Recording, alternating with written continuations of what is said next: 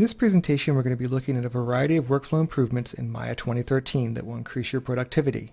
The improvements cover many everyday tasks such as file referencing, hardware rendering, skinning, and managing complex nodes. With the file referencing enhancements, artists can more easily segment their scenes to work in parallel and better manage complexity. Thanks to targeted improvements to both the user interface and the underlying architecture, file referencing is now a more natural and intuitive part of the Maya workflow. It's actually all handled directly inside of the outliner window. We have a new file reference node that allows me to quickly see which references are in my scene, as well as whether or not they're loaded or unloaded. If I right mouse click on top of that, I have all the tools directly inside of the outliner that allow me to work with this reference. We now have the ability to preview unloaded content. And what this does is it allows me to see if a reference has any nested references inside of it. So if we preview this reference, you can see that it does indeed have a second reference that was embedded inside of it. If I want to load those references in, again, all I have to do is right mouse click inside of the outliner, go up to the reference node, and just simply reload those objects into the scene. So now we have our referenced vehicle inside of here, and this car actually has some animation on the door. One of the things that previously inside of Maya, you weren't able to edit any function curves on referenced objects. We now have the ability to change that as a system preference. So if I jump into my graph editor, you can see that those function curves are grayed out. If I want to get the option to edit those curves, all I have to do is go into my system preferences, go to animation, and just go and grab the allow reference edits. So as soon as I do that and we save this back out, I can grab that edit and begin editing that curve. So as you can see here, we kind of get that door sort of in an area where that function curve will have an effect on it.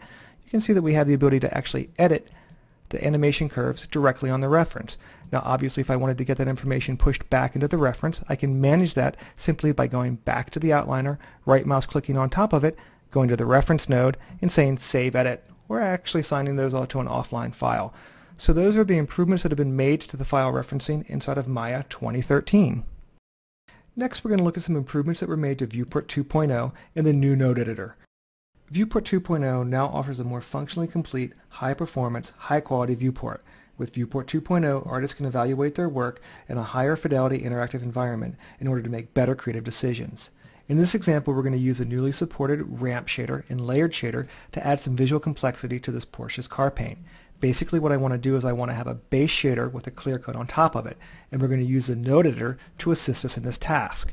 You'll notice in the node editor that it says to begin creating a node, just hit the tab key. So once I do that and I start typing ramp, I can then use the up and down arrow keys to generate the ramp shader, which is going to become my clear coat.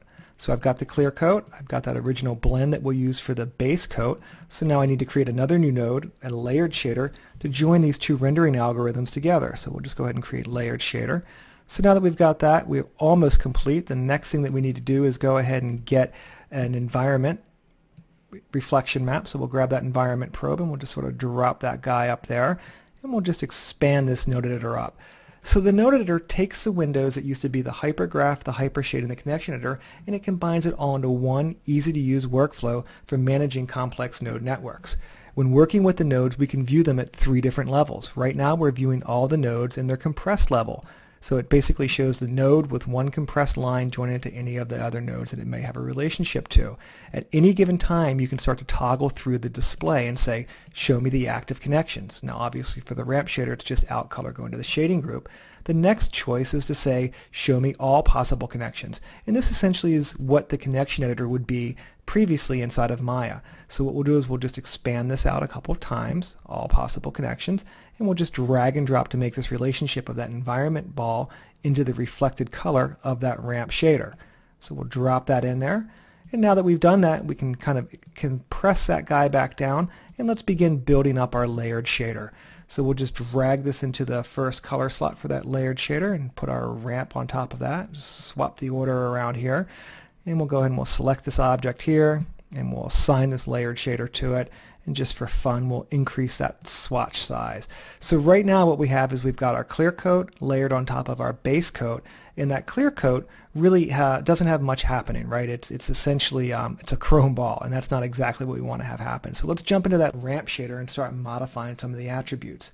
So the ramp shader really is a very powerful, it's almost like a Swiss Army knife shader inside of Maya.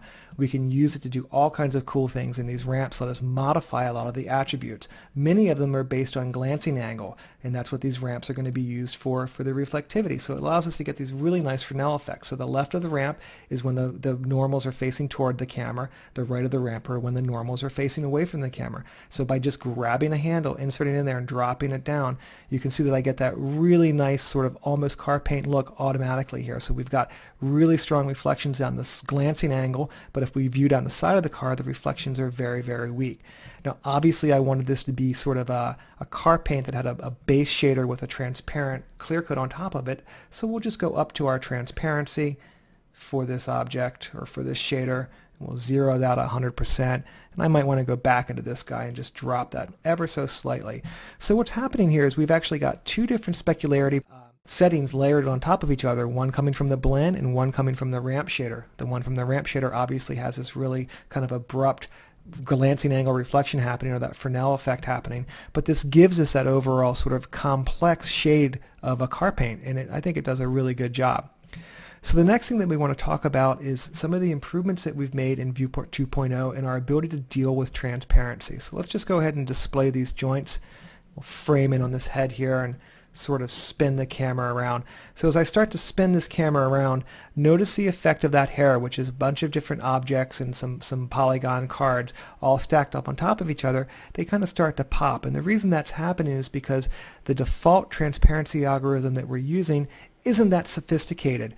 So what we're going to do is we're going to go ahead and switch this over to the new depth peeling transparency algorithm, and it's going to look really close to what a software renderer would look like. So if we turn on depth peeling and we close that guy back down and I start to spin around this head, notice how much better this looks. The quality is actually pretty astounding, and it even deals with objects that are over top of each other. So here, you know, we're viewing through several different layers, probably 6 different layers of transparency, and it just works. It just looks right. So the next thing that we're going to talk about is the ability for us to represent area lights in the viewport. So right now I've got this kind of big box lights that should be up here where the sun's streaming in. I'm just representing that with these 2 spotlights. What I'm going to do is I'm going to switch this one. Let's close that door down really quickly. We're going to switch this spotlight over here to become an area light, and you're going to see the specularity pattern change relatively drastically when we do that. So let's go ahead and grab that area light or that spotlight and switch it over to an area light. So as soon as I do that, you can see that it's changed the overall specularity, and obviously because it's an area light, the larger it gets, the more light it sends into the scene, and you can see that we get these very long highlights happening now. You know, it gives you this really nice diffuse kind of box light look to that, and obviously as we spin around this car, and maybe tone that down a little bit more, but that kind of diffuse soft light looks great. Obviously if you wanted to make it more like a point light, you can just scale that guy down and it'll become a tighter highlight. But that is something that we've been working on for a little bit, and it looks pretty good.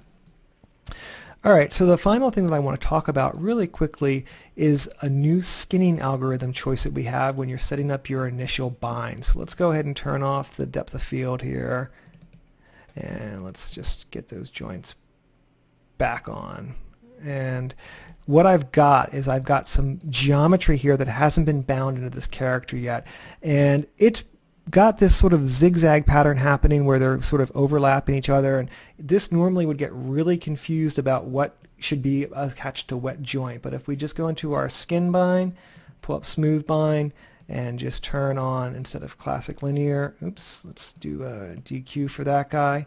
We'll put this to heat map, and we'll just kind of crank that up right around there, and we'll hit apply, and just like that, 2 seconds. Let's turn on my controls for my character here, grab this leg and begin moving that around, and you can see that even though those vertices were zigzagging in between each other, it had the ability to go ahead and make those relationships and kind of join it in exactly the way you'd want. So those are a few of the improvements that have been made, general workflow improvements inside of Maya. We looked at some of the file referencing improvements. We talked about Viewport 2.0 and the enhancements that were made there. The node editor gives us the ability to manage complex nodes inside of Maya in a much elegantly way. And we finished off with the heat map skinning, which is kind of like a single click magic button. It just makes the skin work